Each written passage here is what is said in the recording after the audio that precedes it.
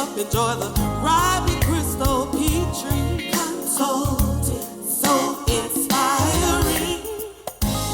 Pushing you to your... Hello, and welcome to another edition of 60 Minutes With. I'm your host, Crystal Petry. Today on the podcast, I have history maker, and we'll get into that, Alice Ramsey. She's going to talk to us, though, about the importance of mentorship, the importance of reaching back a hand to help up and not necessarily a hand out. And I'm sure we've all heard about the importance of mentorship and helping out, but one of my questions that Alice is going to answer is why? Why do we need to do that? Why is that burden on us, if you want to call it a burden? And welcome to the podcast, Miss Alice Ramsey. Oh my God. I'm so It's excited. a pleasure to be here. It's a pleasure to be here with somebody that's so young and excited Thank you. about what you do, because you don't you. find many people that's excited about their work. And I love to see the excitement there. Well, I'm just so excited, and I don't want to get ahead of myself on the podcast. I'm so excited to have you here because I firmly believe that the reason I was able to work in television and do the podcast and do these things now is because of you. Well, thank you. Is absolutely because of you. It needed to be done. Yes. It was something that, as a child, I saw people on television that didn't look like me, a woman in particular, and I thought, I can read as well as she can. But I never thought about it because my major was music. Okay. And then I went back in childcare. So, it was never in journalism. However, I got thrust into it by seeing a lot of things going on, and our news was not being covered. So first I went into newspaper, the Progress Reporter with a bunch of businessmen here. And then when they felt like, okay, the local paper is printing our news, then we don't have to do this anymore, which was expensive at the time. And I said, no, it's not over. It's not over because Martin, had been killed and what have you. And so I decided I still need to go on. And so I started my own paper, the Golden Triangle Gazette, ran it for a while. And then some of the ministers here who marched with Martin said that we need you in broadcasting, to do what you're doing in newspaper. And I said, I've worked at KJET. I did KJET, like 5-minute news snippets when I was much younger, and enjoyed doing it because those guys, Boyd Brown and Willie Knighton, were my mentors in broadcasting. So they would have me come on and do news, and I really enjoyed being with them. Had not done it in a long time, so I said, yeah, I don't mind, and he says, we're going to have to bust open some doors, you're going to have to be strong. So Reverend G.W. Daniels, Collis Cannon, Reverend William Nelson McCarty, Reverend Ed Brown, along with Bill Oliver, who was a Caucasian minister over the Plymouth United Church of Christ, all said, you can do it. And so they walked with me through the doors of Channel 6, and they said, okay, at the time, I think George Milner was manager, and he said, okay, we'll hire you. You can start work next week. And then we went to Channel 4, and Roy Schatz was there, and he said, okay, start Monday. And, these ministers have this big persona in the community, leadership. Of course, the NAACP was also behind them, along with the Ministerial Alliance of Beaumont. And then we went to Channel 12, and when I went to 12, Bill Hill, William J. Hill was manager, and he said, yeah, we'd love to have her go and read for the news director. I did that, and he said, fine, give her a camera to go and cover City Hall. That day? That day. That day. Okay. That very day. So you are the very first African American woman to work in television in Southeast Texas. Yes. So you are an absolute history maker. And as I stated before, I worked in television. And the reason I firmly believe with all my heart, the reason that I was able to do that is because you walked through those doors. Well, thank you. And you took on what at that time, so this was scary. Yes, this was after 1968, Yeah. after the assassination of Martin Luther King Jr., Yeah. that no one else that looked like me and you Right. would dare do. Now, Right. maybe they thought about it, Right. maybe they had conversations about it, but would not dare do. Mainly because it was considered, I mean, if I'm just going to say it, dangerous. It was. It was dangerous for a It black woman Yeah. to think out loud Yeah. about being on television in Southeast Texas, and we're in the South. Yeah. So that really adds more to the danger of you walking through those doors. Yeah. What was some of the things that, we talk about history makers, and it's very important that we do, and it's very important that we keep the stories alive, we keep the lessons and the legends alive. Very What few was, people know that. There are not many people left who knows about that. No. Don Pumphrey was there. Don Uh-huh. Pumphrey was the first male. He was at 12. Was he African American? Yes. Okay. But he was not, making much money. He had a family, and he left 12 and went to 6 for a Okay. short period of time before leaving to go into Beverly Gulf States at the time for a better job, because it did not pay very much money. Okay. I don't know what it pays now, but I know it didn't pay much then. It still So doesn't pay that much. a man could not take care of his family, Yes. at that time working in television. So he left, and but he showed me which end of the camera to shoot out of, because I knew absolutely, That's very important. I knew absolutely nothing about how to handle the camera. And Don Pumphrey taught me before he left on how to do the handle the camera. The interviews was a natural thing, Okay. because I'm just naturally nosy. Okay. Which So- is you need to be in the news. You have to be. Yes. You have to ask the hard questions. You do.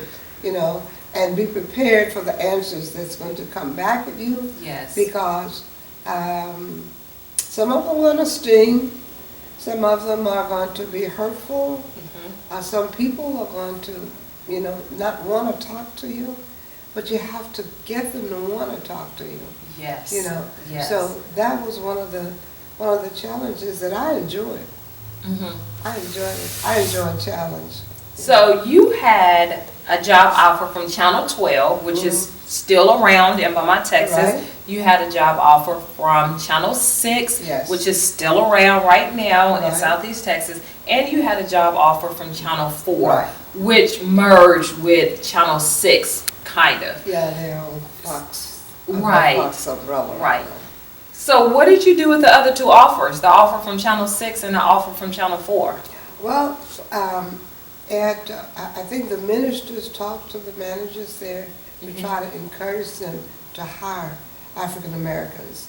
4 did immediately. 6 took a good while before they hired, and I can't remember who the first person was to go there, but it was a long time before they hired an African American. Okay. So CBS was always the last to make the change, 12 was always right there, willing to, go the distance. Right, and So- do the uncomfortable, because Yeah. I know at that time, Yeah. to hire a black woman to be on TV Yeah. was very uncomfortable and I'm just thinking about the other person's point of view. Right. So as a white man, which I'm sure he was the manager for Yeah. all of the stations, Right. at that time, that was very uncomfortable for them to Yeah. do something like that. I think Mr. Hill said he was doing what was inevitable, Okay. and we were part of the community, had a lot of news, ourselves. We were newsmakers, so why not include us in the mix, And then too, on top of that, we were also consumers to the advertisers that pays the rent. Yes. Okay? And so he was being very frugal in being inclusive of the African American race. So I think before that I worked at KLVI. Which is still around, a radio station. Still around, yes. and the Hicks owned it at the time, and they did it because it was mandatory by FCC that they hire minorities. So they had me on KBPO, Ruben De La Rosa, and Hispanic, and Charlie Miller, who was a Jew. Okay. We were the minorities at KLVI, and they were able to get along with, around with that. Now, when we, and I was the ring leader, decided that we were going to unionize so that we could earn more money and a decent wage, and we invited Screen Actors Guild, Who's going through a strike right now because Right. for the union, yes. All right, and then AFTRA, American Federation of Radio and Television, we invited them to Beaumont. Did they come? They came, and they worked with us weeks and months. And so we finally had the election for the union. Most people were fired or either frightened into not joining, except KJET, of course, which was all black. And I think a few had, it was on Blanchard Street, KTRM, Okay. where Jack Piper and Al Caldwell was at the time. I think that the two of them joined, and of course the three of us at KLVI. And of course, Piper and the other guys were okay at their station because were the money makers for that station. Okay. The guys at KJET were okay, but now at KLVI, we were all terminated after 6 months. No. Right. They And we fired knew you? it. We knew it was coming. Was it I because think of the Charlie union? Miller left and went to work for his father. But yeah, we were terminated. We expected it. Okay. We were expecting it. We just knew. And on the day of the 6th month, I happily had my little stuff already, packed in. And when Mr. Hicks walked in, I said, "Been nice knowing you." And and he was like, I'm sure he used some racial epithets behind my back. Absolutely he did. Because he could not stand the sight of me, So it was okay. It was okay because we had a ball doing it. We made a difference. You absolutely, and that difference is still being felt today. We got our point over. Yes. We got our point over. And I think I don't know who's at this station now. I know Al Caldwell recently retired, maybe a couple years ago. Okay. I don't know about, did you say Jack Piper? Oh, Piper retired a long time Oh, ago. okay, so both of them retired, but Al Caldwell just recently retired, maybe 2 or 3 years ago. Yeah, you get tired of the right wing side of things, and actually, in knowing those guys, that was not the way they thought. That was not the way they felt, because I knew them personally. We got to know each other very well in the press club, which I'm very proud to be a life member of. The press club is still going on? It's still going on. Yes. It's still going on. And people like Angel San Juan and those guys, my mentee, I just love them. I don't get to attend the things that they do and what have you, but they know I'm here and I know they're there, so it's wonderful, it's a mutual admiration society, as you might call it, so that when we see each other, it's open arms. Yes, It's and open if we're arms. being honest, you paved the way for black women like myself, Jackie Simeon, Camille Briggs, there's so many that we can list, but you also paved the way for other minority journalists. So we're going to throw Angel San Juan in there as well. Sure. Not just was your effect felt in the African American community, but any minority that wanted to be in television needs to give thanks to you. in Southeast Texas. Bless you, bless you. In Southeast Texas. I don't want to take credit for all that. You should. But, I'm giving you credit. Okay. I'm giving it to you. I enjoyed journalism. I enjoyed the 20 years that I was there as reporter, anchor, and news and talk show host at 12. They were very kind to me. And when I got tired of it, I left because children became my first love. Okay. And so that's why I left. I had my own, as well. So it was a joy working in television. And then, when somebody asked me to do a voiceover or something like that, now I still do it. Oh, really? Yeah. Well, that's fun. So it's fun. It's fun to go back and do it, and I still know some of the people who are doing production. Okay. In television, and did some production for some political candidates who ran for office, who are now holding offices. Well, So that's amazing. it's fun. It's a fun field. It is such a fun field. Yeah. One of the things that I love about the journalism field, and I'm so passionate about it, is the fact that I get to meet people.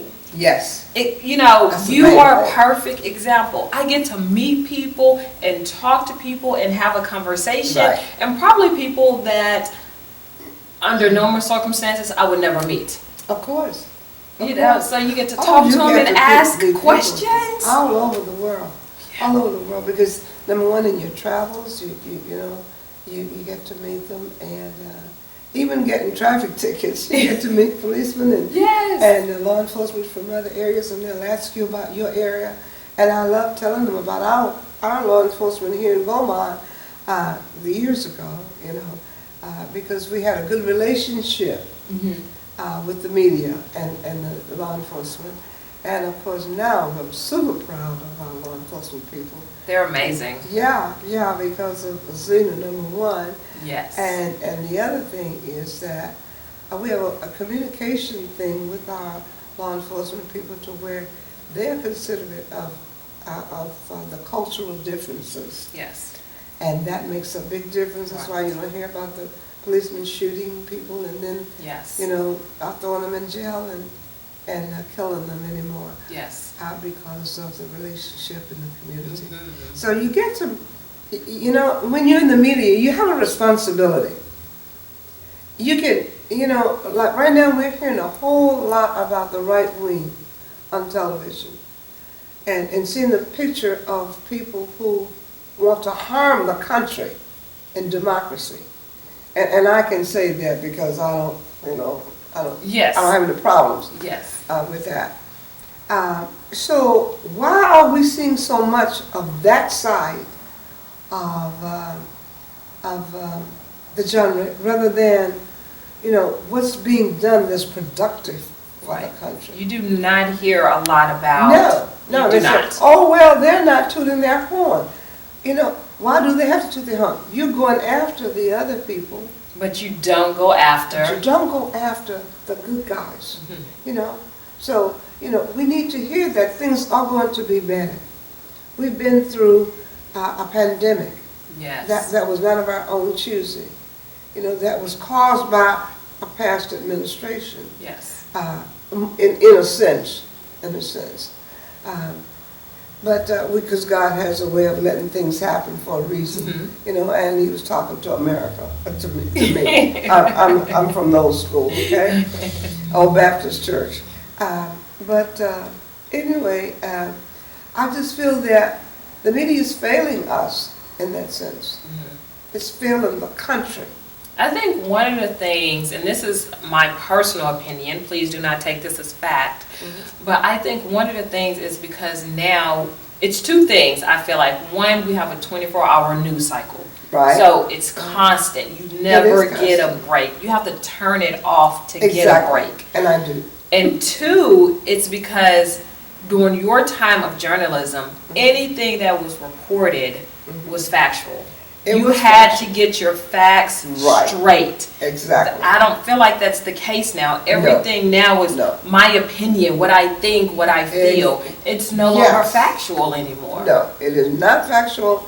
And if you can't prove it, you shouldn't put it on the air. Exactly. Because somebody's going to believe you. Somebody has faith in you because they're watching you every day. Yes. And they said, well, it was said on the news, well, so-and-so said it, and I believe her. Right.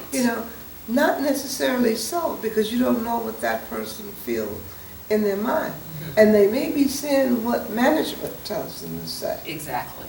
Okay? Exactly. Whereas in our day, we were told to bring in factual news. And if we brought in proof that something happened, the owner of the station and the managers would say, run that baby. And that's what we did. If it was not so, then they said, no, you got to bring some proof of that, because that's hearsay. That's hearsay. I mean, and that's how journalism is supposed to be. Yes. That's exactly how it's supposed to be. Exactly. Yes. Exactly. And I just wish that our people would go after news and what's going on in all the communities, not necessarily who killed who. I mean, the faces are plastered on the TV every day. It makes you not want to watch the local news. It really does. Okay? And so I find myself saying, I don't want to hear about who shot who. I want to know what's being done to help situations in our city. What's going on with our streets? What's going on with dilapidated houses? What's going on to help black people get into business? About the banks lending money and lending institutions to people of color. We see the Hispanics, we see the Vietnamese, we see the Arabians. All of those people are thriving in our communities. We own nothing. We own nothing. So what's being done about that? That's a great question. City fathers and mothers. What's being done about that? Okay? I know there are people out there who want to be, but they probably cannot meet the criteria set by the lending institutions. Yes. Yes. So which is systematic. Exactly. It's in the system. It's in the system. For us to fail. Yes. And we have to do something about that. We have to do it. We can't wait for someone else to do it. However, the media can't help. They can help. Exposing it. They can definitely help. So, yes. So I'm glad to see you in it. Thank you. So I have two more questions, and I can really do my whole interview about you being a history maker. But I have two more questions. About the results and what's happening in our community. And then we'll go to your second love, or maybe your first love, which is children. Yeah. So my two questions. What in you, when the ministers came to you and the NAACP came to you and said, okay, we see you doing this newspaper, we see you doing the magazine, but we want your face, we want your likeness on TV. What in you was like, I can do this? I traveled quite a bit. Okay. And was in, I'm a singer, okay? Okay. And lived in Michigan with my family.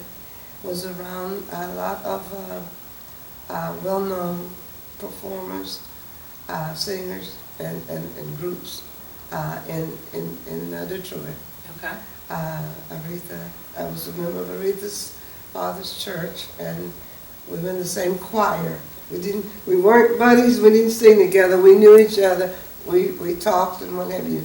But anyway, I knew her as a child, and we sort of, paddled around together at church. Okay. So there was always somebody around because of our talents. Okay. Okay? Then my sister was married to one of the people that was the music director for the Temptations. So I was around those people. And there was always cameras, always people. And being a singer myself, there was always, somebody wanting to take pictures and do videos and things like that. So back then, it was TV. And so I was accustomed to it. So it became natural. And I learned as a child in Great Widow Church right here in Beaumont how to stand up, sing, and speak at a very young age, because church was our learning ground. Yes. Church in our school, the Great Hebrew High School, Yeah. is where you learn and you get catapulted onto stage and how to do things. We had great black teachers, great pastors and teachers in church, and that's who started me into being in public and wanting to do that. Plus, my mom was very strong about speak up for whatever you believe. Walk with your head high. You are clean. You can do anything that you want to do in life. Don't let anybody tell you you can't, because there's no such word. All right. Yeah.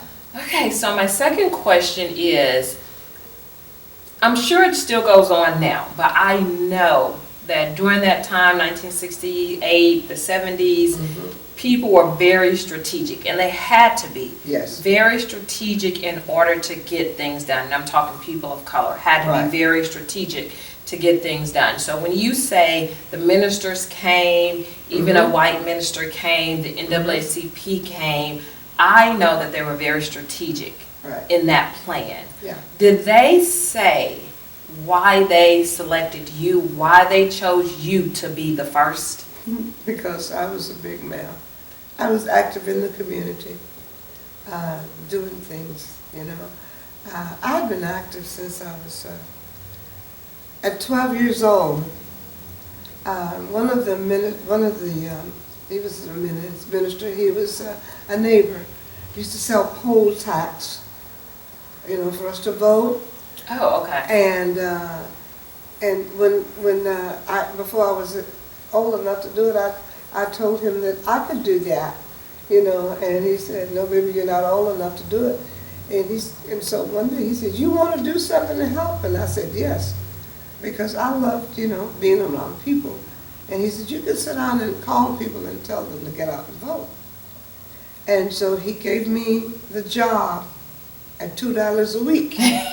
I was sitting in the church office across the street from the barbershop, Guidry's Barbershop on Houston and Pott Street, where they could see me, you know, the door was open, because they were very protective of children. That was a village. We had I grew up in a strong village. And I would call people on the list and tell them who to vote for our party, which is the Democratic Party. So that was my job, you know, during the summer and after school, you know, things of that sort. I loved doing it. And so I grew up around them, and the ministers would all congregate at the barbershop to get their hair cut. The politicians would come to the barbershop and talk with the ministers, okay? Because they didn't allow politics being talked in the church. Okay. They met at the barbershops and at the ice cream parlors and places like that, and would talk to our ministers. So, and then in their homes, the politicians would come to the homes of the ministers and walk in the community. Okay. They would walk in the community. So, it was like you know, a friendship thing. And when they wanted a little big mouth to call people, I was that little big mouth, and I did that and became involved in politics at that early age. Wow. And I was always interested in who was being elected and what they were going to do for us, you know. And naturally, you know, we were getting secondhand books in school. Our buildings were dilapidated and run down, and we had good cooks in the cafeteria because it's our parents and other people in the community. But we mostly went home to eat lunch. So you would leave school, Yeah, go home and eat, and then go back to school? right. That's I've right. never heard of that before. Oh yes, it was fun. We did it. You know, and all of those who lived in the same block within that area, we would run home, run to school, and then at lunchtime we'd run home and eat lunch, a good lunch, and then we'd go back to school and walk home together in the evenings. Okay? Oh, I don't think they could do that now. Those kids would not go back to school. They'll go home and Right. eat, and you wouldn't see them again. Right. I know. It's a different story now. Yeah. But it's all in parenting. It's imperative. Yes. And our parenting, we've lost something there because our parents need a lot of learning. Yeah.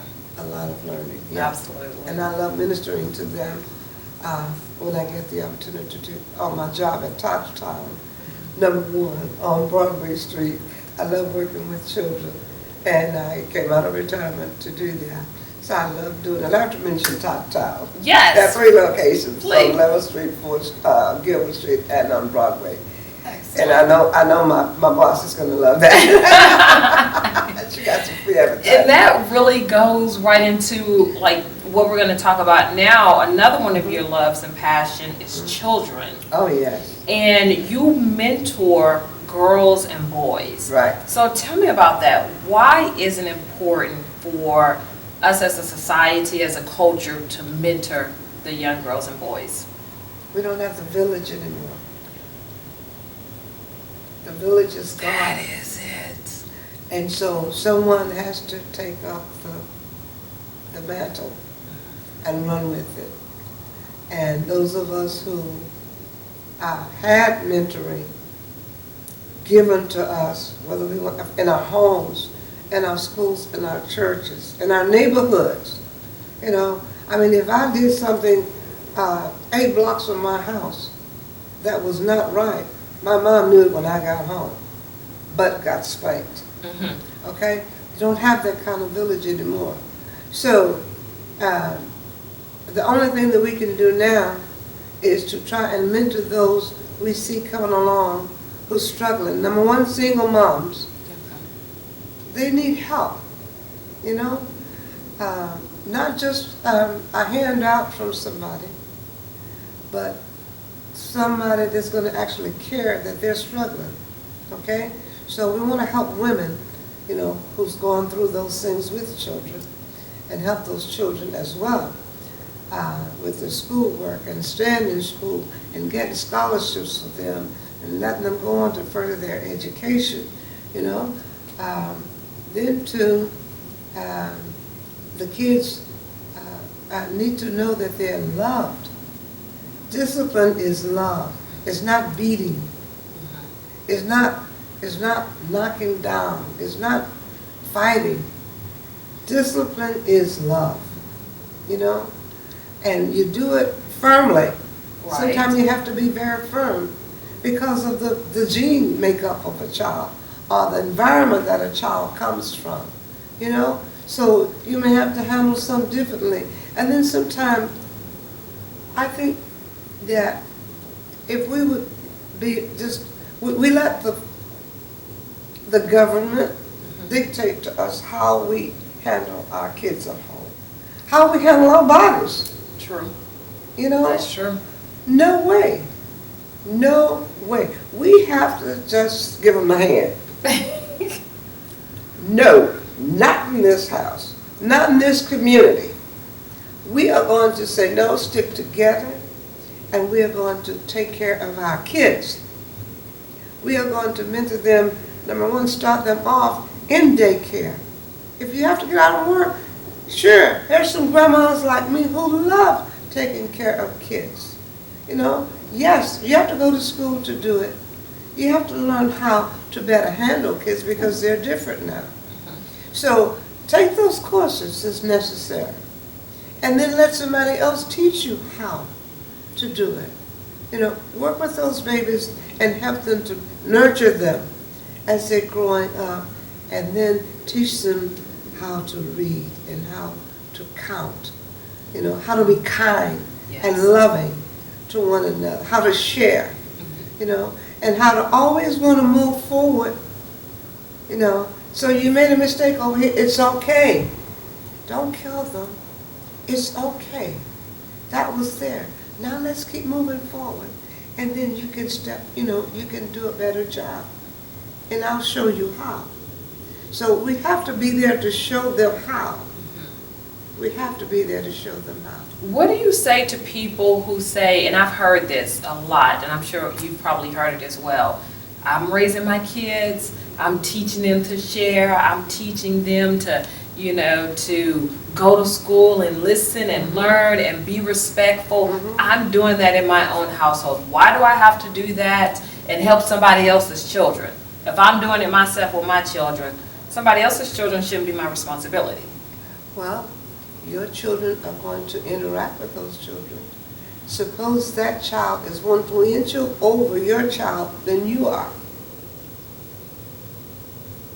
So if you get them both together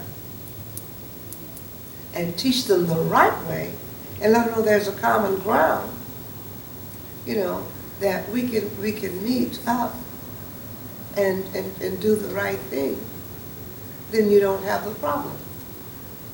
That is true. You gotta think about that child that's troubled. You don't know what kind of a background the parent came from.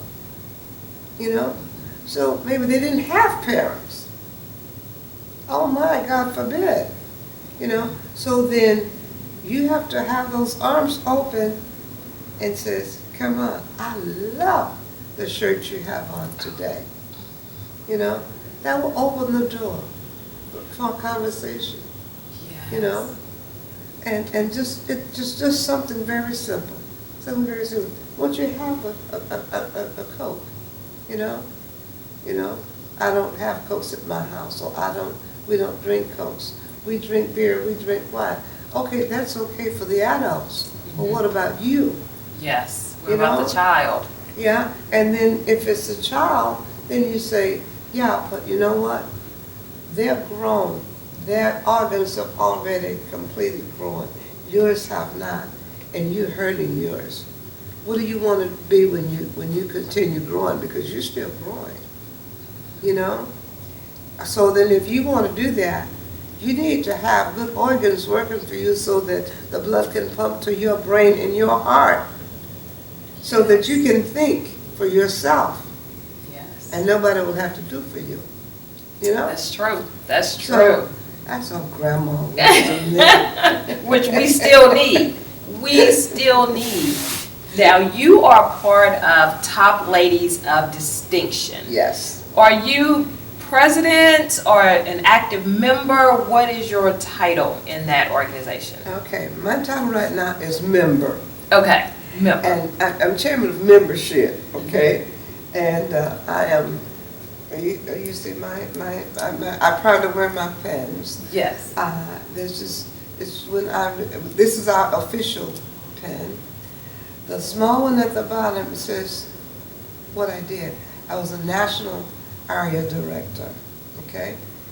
And that means I was over 5 states and had to be over every chapter in those states and work with them to grow, to nurture those organizations and all of those kids. Sometimes 1,500 kids, over 900 ladies, okay? Showing them the right way to handle their chapters and to help their kids. This is that I'm a past national officer. Okay. This is our 64th year. We are celebrating 64 years because we started, our organization, our founders started this organization in 1964. 8 beautiful women from the 2 main was from Tyler, Texas. So we started here in Texas, but they were from all over the country. Our founder is 100 years old. We have 111. What? Lady Ozell Dean in Washington, D.C. Wow. Yeah, and until they stopped her from driving, she would go to the Capitol and pray every morning. Wow. Yeah, so we're very proud and we wish Lady Dean a very happy birthday today. Yeah. So Top Ladies of Distinction is a national organization as well as we have the organization here in Southeast Texas. Oh yes, we have several. Tell me the mission, the vision of Top Ladies of Distinction. Right. And when it was started, Lady Bird Johnson was First Lady at the time. Lyndon was President. And there was a lot of rioting going on.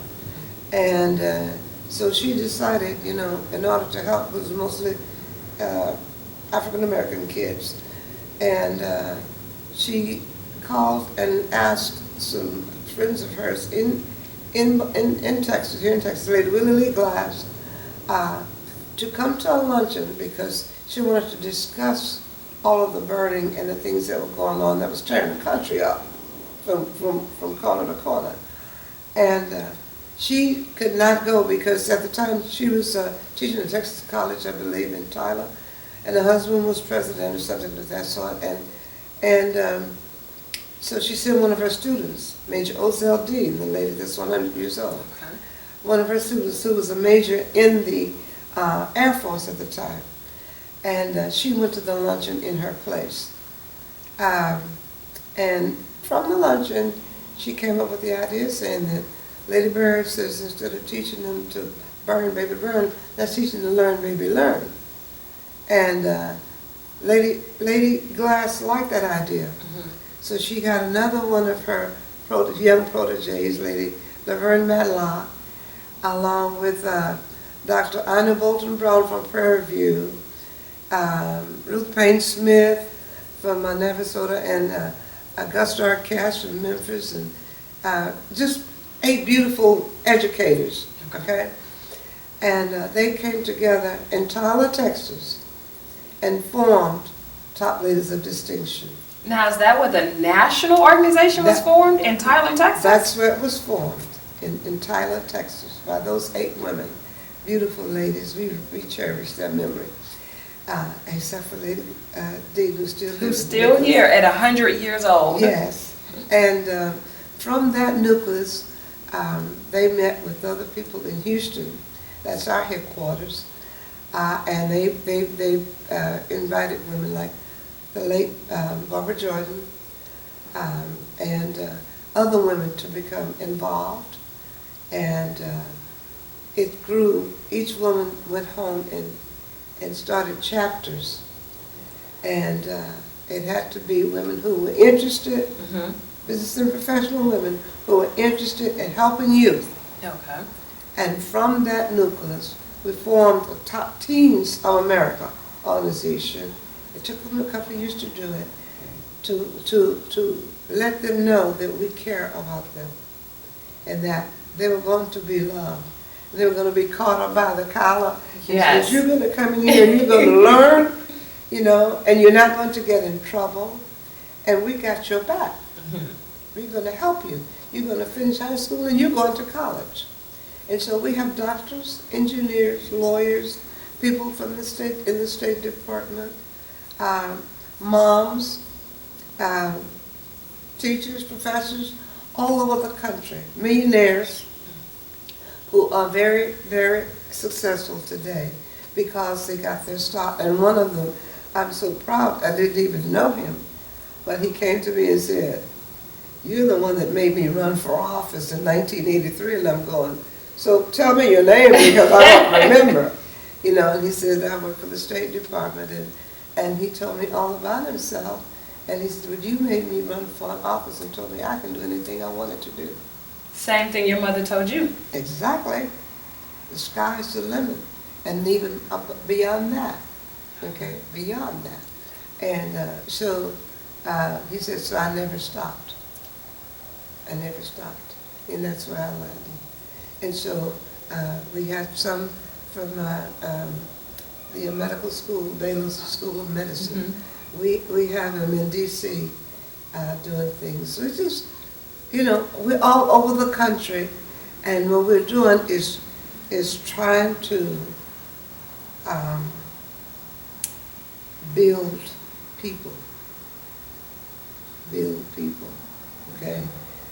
Things are good to have, but we need to know how to build people. And that's from the time they get here until the time they are able to stand on their own 2 feet and say, I got it. Now I'm going to help somebody else do the same thing that was done for me. At what age does the mentoring start with Top Ladies of Distinction for the girls and boys? Okay, we started 13 Okay. because that's those years when That's when like you don't- 8th grade, 9th grade-ish? Yeah. Okay. You don't know who you are and what you are and what you want to do and where you want to go and who you want to be. You have an idea, you know what your parents have told you and what they've influenced you with, or you may have seen something on TV or somebody who's influenced you in your community, you know. So you start from there with that child, and you feed into them. If they have decided that they want nursing, then you show them how to get to be a nurse. If they want to be a teacher, how to get to be a teacher, a doctor, or a lawyer. If they want to go to trade school and be a good mechanic, Which we need. have any We need. in our community. Right, we used to have mechanics in our neighborhood. We had all kinds of little stores in our community. We had shops in our community. We had seamstresses in our community because there was home economics in school Yes. that Yes. they took out for God knows what, you know? So we had all of that in our community. We didn't have to leave the Pearl Orchard to do anything but go and buy shoes when I was growing up. And that's because there wasn't a shoe store in the Pearl Orchard. But everything we needed was right there. Our cleaners, Yes. all of that was there. The clothing stores, the church, the school, the shoe shops, the service stations. We don't have anybody teaching those things. So if we have somebody who say, well, my dad works on cars, you know, he's always thinking, would you like to do that? Why not? Yeah. Why not? You know, so everybody is not cut out to go to 4-year college. Right. And that's okay. That is absolutely okay. That is okay. So we want to help them do that. Go to a trade school if they're not ready for a 4-year college. After they go to trade school, they may decide, I think I want to go further. And then they can do those other 2 years or whatever it takes to get, you know, that degree. How do you find your girls and your boys for your mentorship program? Do you go into the schools? Does somebody recommend them or refer them? How do you come upon your All mentees? of the above. Oh, really? Yes. Even the other teens will say, I have this friend who's really good at drawing. And I think they would be a good top team. You know, and we said, well, bring them to the meeting and let us meet them. You know, invite the parents. The parents have to be involved. We can't take them if the parents are not involved in some way. Okay. Because we want to be sure we take our kids with us wherever we go. We have area conferences in other cities, and we take our teens with us by bus and by vans and things of that sort, and we fly them. We flew them to California this year to our national meeting. Okay. We went to our area conference in Dallas. We brought them with us there, so we take them wherever we go. So parents have to sign a lot of papers. Yeah, they do. A lot of waivers. And who pays for that travel? We beg a lot. Okay. I'm in the process right now. We have those teams work hard themselves, and selling ads, and selling candy, and everything that they can to get money to go on these trips, and meet children from all over the area and all over the country. You know, so that gives them a wider view of the world. Yes. And what it looks like to meet somebody from Washington, from Maine, from Idaho, from Nevada. You know, they feel like, wow, I met these kids and we're phone buddies now. You know, we're on, what is it they call it, Instagram? Or Everything. Instagram, TikTok. Facebook, TikTok, all of it. TikTok. Okay. So these kids get to do all of this, and right now we're in the process of planning our Blue and Silver Ball, which comes up on December 9th. Okay. And we're planning on having Winter Wonderland. They named it themselves at the Botanical Garden in Terrell Park. Oh, it's beautiful out there. Yes. And that's in Beaumont, Texas. And it's also educational. So we get to educate them as well as giving them a beautiful time. We're going to have a banquet, and they get to dress in their bouffant gowns Oh. and do the, the royal waltz and things of that sort. And the parents and all of the community is invited. And we invite everybody that know of our team. Take out an ad, please. We need you to take out an ad. Yes. So that we can raise money for our kids to be able to travel with us and to do the projects that they do here in town, because they work hard on the cleanup Okay. in the city. They work for sickle cell anemia. That's our national biggest project, sickle cell anemia, because it is killing a lot of black babies Right. and children. Right. March of Dimes, we give to St. Jude. They work for that as well. And building beds, Sleep in Heaven and Peace, building That's beds. a wonderful organization. Right, and so we work hard on that. And then they have to wear their shirts, and they get points for wearing their shirts and dressing neatly, no slagging, for coming to their meetings. They're taught parliamentary procedure, and they handle all of their own meetings themselves. We're there, but we're only there in the background. We sit and watch them carry out their meetings. It's done the same way on the area level, where we have 1,500 kids, and on the national level where we have, a couple of thousand kids. So that's what we do with the kids and teaching them. We're teaching them, number one, leadership, community service, wanting to have a higher education, and service to humankind, being loving and mindful of senior citizens, because they will bring baskets and do things for senior citizens as well. The That's open so good. doors, if they see a senior going through a door, go ahead and open the door for them. Doesn't matter whether they see things or not. They may not remember to, or they may not think about it. Just do it for them, But bringing things to the nursing homes.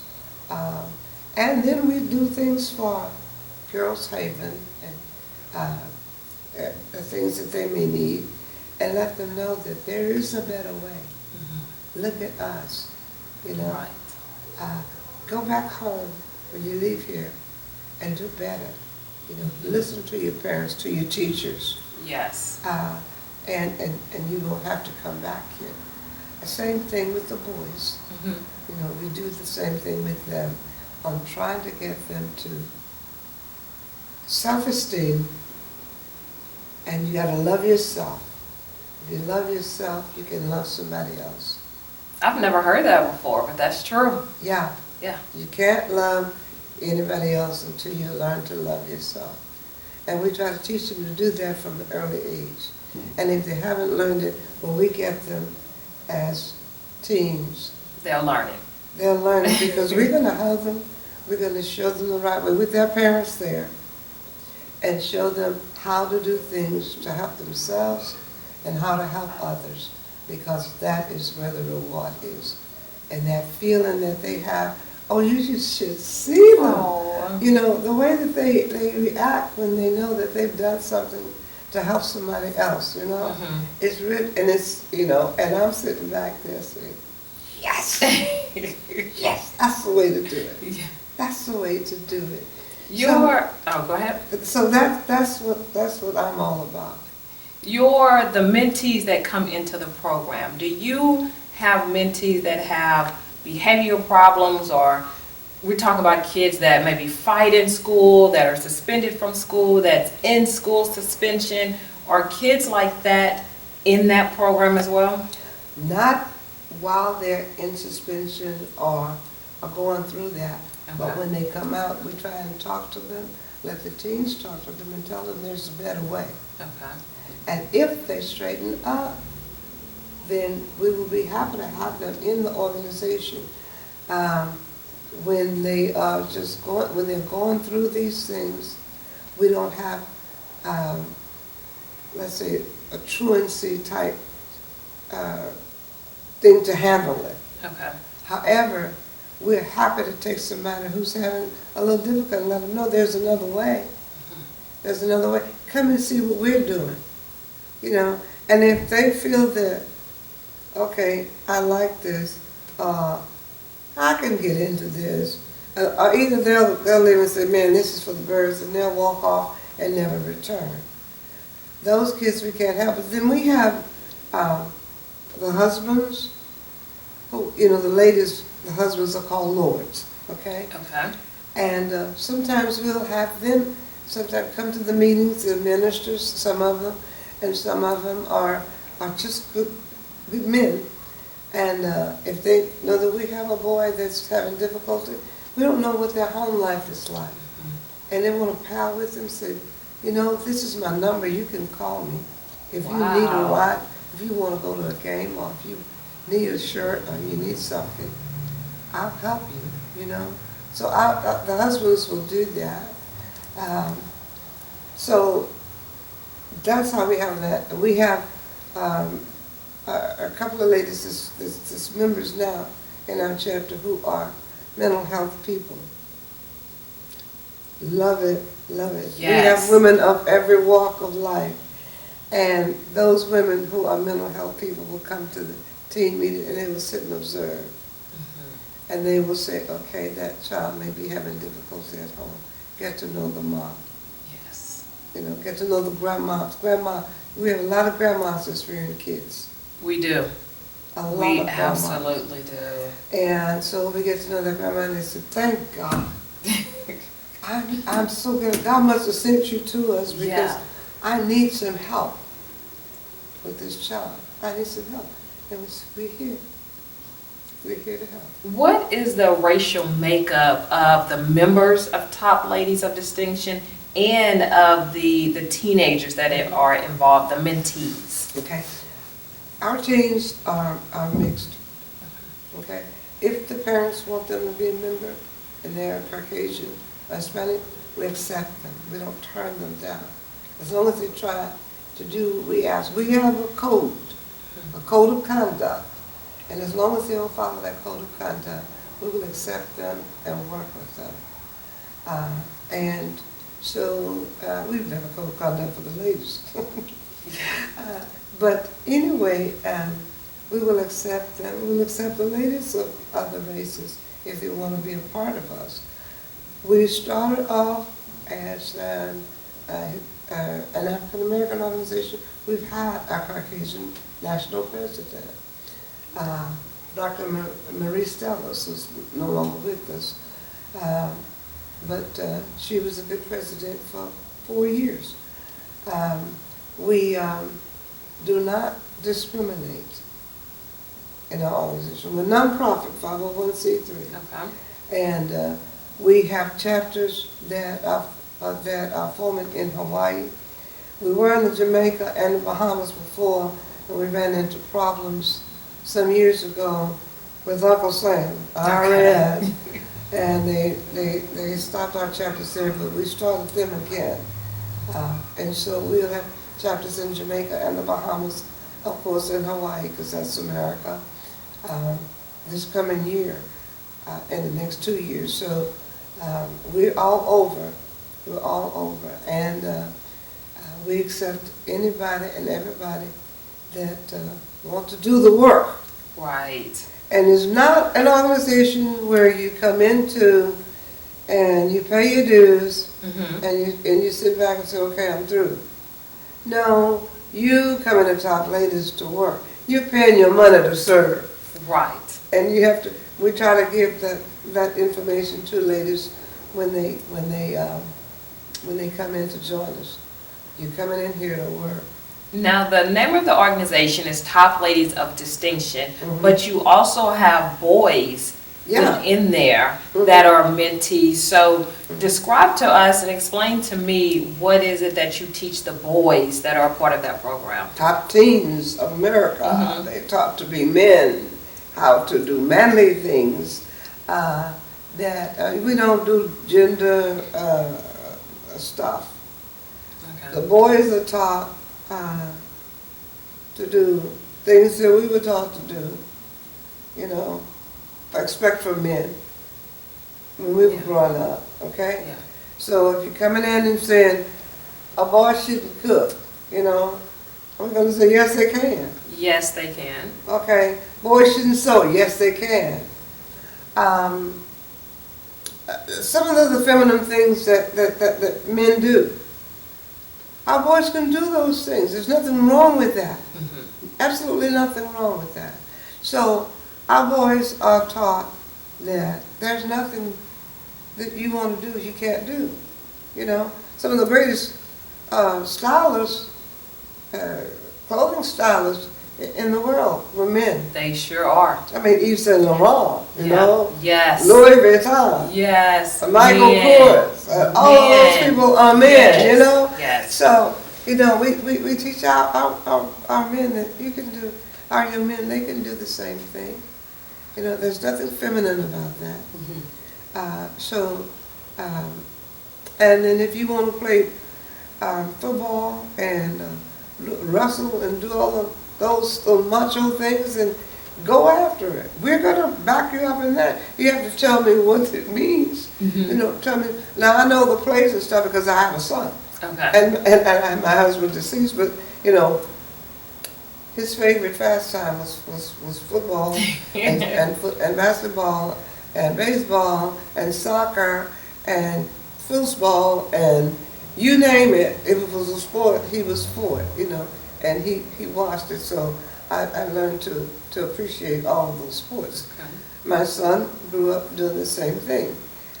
So it is one of those things that we teach the boys.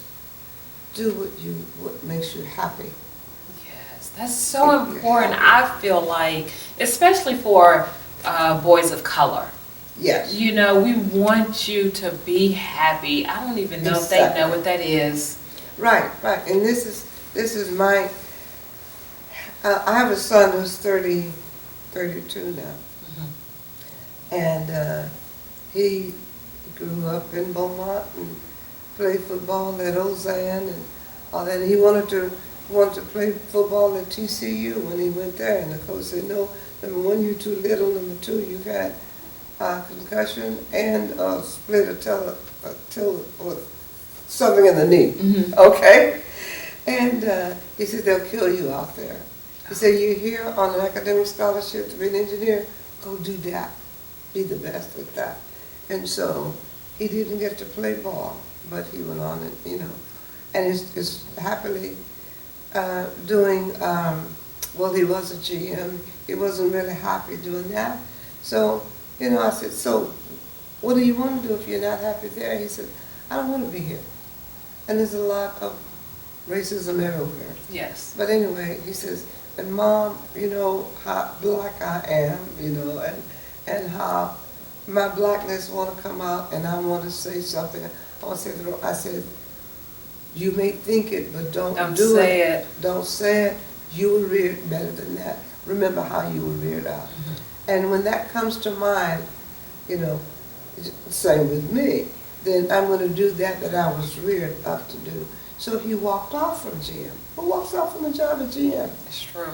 But when you have your education and your desire and that thing in here that says, I can do anything I want to do, you know, then you can walk off from a job.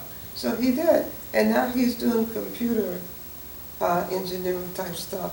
You know, so he works from home sometime, and then sometime he goes to where the work is being done. Right.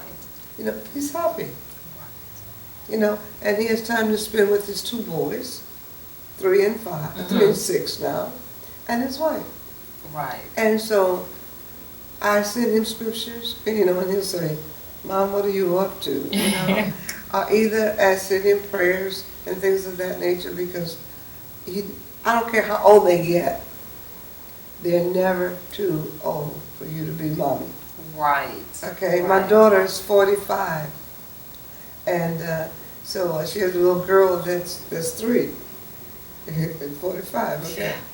And when something gets rough, things go on, you know, especially at work, you know, at the bank where she works, and she'll call and say, oh, this happened, that happened. And I listen to her. Mm-hmm. And then I say, how are you handling it? Right. You know? And do you think that's the right way to do that? You know? And so, you know, and she left a very high paying position at another company to go to this particular job, you know, so that she could spend more time with her child. Yeah. Because that was more important, because we spent every moment we could with her. Right. We took her everywhere that we went, you know. So parenting became the number one thing, other than not money. And that's what, so the happiness, the confidence, that's what you're instilling in the boys. That's what we're instilling. With top teens of the, yes. Yes, it's being yourself, being happy with yourself, knowing who you are, knowing what it is you want, going after it, and whether or not you're going to be happy doing it. Yes. And if it's not going to make you happy, then leave it alone. Don't do it because somebody else said you would be a good this or a good that. You do what makes you happy in life. I wanted to be, I thought when I was, you know, I was told I would be a good opera singer. You know, so I went to Milwaukee, major in music, and I did all that. We sang with the Bowman Symphony Orchestra and all that. That is not what made me happy, okay? And so I tried to do the secular music while in Detroit, you know. And my mom says, no, that is not the life that God has chosen for you. So you come home, because I don't want you there doing that, singing in clubs and doing all that. I came home. I never went back to a club, you know, to sing.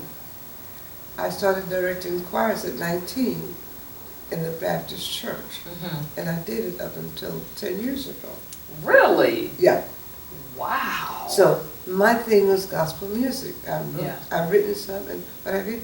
Yeah, because the Gospel Music Workshop of America was my big love as far as music was concerned. Yes. And so I wrote a couple of songs that was used by them, Texas Mass and all that. And so those things made me happy. That's what made me happy. Being in the media made me happy. Yes. And being with children is a new adventure every day. Every day. You never know from one minute to the next what they're going to do, you know, and whether somebody's going to do something, if somebody's going to crawl. Somebody made some steps today, and boy, that lit my fire. Oh, one of the little that's boys. So good. Yeah, but yes, I had to text the mom and say, he made 3 steps. Yes. You know? So that makes me happy. You get your teens at 13. Mm-hmm. How long do they stay with top ladies of distinction? So is it once they graduate high school? Is that kind of when the mentorship ends? Yeah, if it's okay and they don't need it, it ends there because they go off to college. But we're always there for them if they need it. They know they can always call us. But we follow them, you know, and find out, so how's it going as in that second year of college? How, you know, come back and see us. If it's a young lady and she finishes college and she wants to be a part of the organization and she comes back home, we say, come on, join us. You know, so you go from being a top teen to a top lady. Yes. And it's the same thing with, if they go to another city, they can join a chapter there. It doesn't matter where you are. There's a chapter there, you can join it. Become an affiliate if it's a little bit farther away from where you live. We keep up with them to make sure that they're successful. If they need help, we tell them how to get the help, or we get the help. Point them in the right direction. Okay. So that they can get the help they need to become successful. Yes. So that is one of the things that we do. And right now, our area director, Lady Rhonda Harris, is asking, as a committee, where they're asking us to pull in all of the teens that were girl teens to come back and become top ladies Okay. if they're,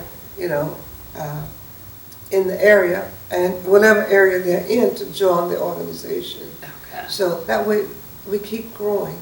We keep growing Absolutely. and spreading the good message. TOPS means tops in service.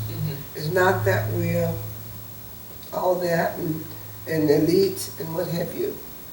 It means that we are going to beat everybody else being good servants, because service is our watchword. Yeah. And that's who we are, servants. Servants. And so I can't say that enough. Well, as we get ready to end this interview, and I do not want to, but as we get ready to end this interview, I have a couple more questions for you. What is your intention with mentoring the teenage girls and boys? What's your personal intention for that?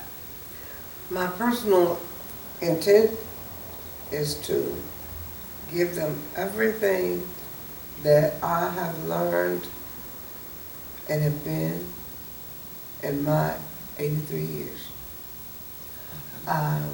And in my 47 years as a top lady, everything I've learned about serving and helping others. It is also what I learned in my church, Okay. in my life. My parents were very religious. My mom and dad were the best mentors in the world. And so I want to pass that on to them and encourage them as much as I can to instill in them what was instilled in me and to pass it on. Don't keep it to yourself, but reach back and get somebody, or reach down and pull somebody up with you and push them to go higher. Go higher than you did. You don't have to stop where I stopped. Keep going. Keep going. I've Because never there's no heard limit that out there. before. I mean, I've heard the, reach down and pull up. Yeah. But you never hear that second part of push them higher than you. Push them higher. Push them higher. Because you never know what's in that person and what they're capable of becoming or being. Okay? So you're always becoming. Right. I'm at my age, I'm still becoming. So I want to become the best servant that I can be in this community, and wherever else I can help somebody. Because I get calls from other places, after making friends all these years, from other people in other cities and states, and so if I can minister or mentor them, then I do that. I do that. I love doing it. And I used to say, I said not too long ago, man, these younger people are dying, and I'm still here. God's still got me here. And my pastor, Reverend Dr. Delbert Allen Mack, told me, he says, to do what you're doing. Oh, wow. To be who you are. Yes. You don't know how many people you're influencing by being, So I have to be the best me that I can be and instill that into my youth. Excellent. And my final question for you, Miss Alice Ramsey, who do you think would make a great guest on the podcast, but you have to help me get them on? The first thing I would like to see done, and I'm culturally very conscious about my people. I would love to see the NAACP and the city working together to better the plight of black people here in Beaumont, business-wise. We can buy homes and we can buy the cars. It doesn't take a whole lot to do that. But in order to start and own a business and to keep it going, to make it successful, we need the help of a lot of people. And that would be a start with, number one, the NAACP backing you and other people in the community, pulling the other organizations in, not only black organizations. There are other organizations that are there that I know can help. What's the city doing? The mayor and the city fathers and mothers? What are they doing to help the black business person? What about downtown? Okay, where are we in that picture? Where are we? So, ask the mayor, ask the council person, ask the people in the NAACP, or some of the former NAACP members, like Mac English, an older member that's older like me, Judge Paul Brown, people like that. They were wonderful leaders, wonderful leaders. And we had as many as 2,500 people in the NAACP under Judge Brown. Wow. So what are they doing to help? And not just wear the name. The name means something. Then by then get out there and do it. Okay. Don't just sit there and wear the title. Don't wear the title of top lady. Don't wear the title of Delta, AKA. I'm like AKA. No. What are you doing in the community? Yes. What are you doing? Just wearing a badge is not gonna help anybody.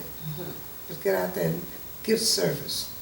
Excellent. Service. Excellent. Thank you so much, You're so welcome. Miss I'm so Alice proud of you. Ramsey. Oh, thank you. You keep going. I will. And don't stop until you own a TV station. Okay? Yes, I receive You that. can do it. I receive You that. can do it. All right? Thank you. All Thank right. you. God bless you. And thank you so much for tuning in and watching my podcast. You can get this podcast and all of my other podcasts on YouTube Podcasts and Apple Podcasts. And remember, you always have time to listen and learn on the go. Enjoy the ride.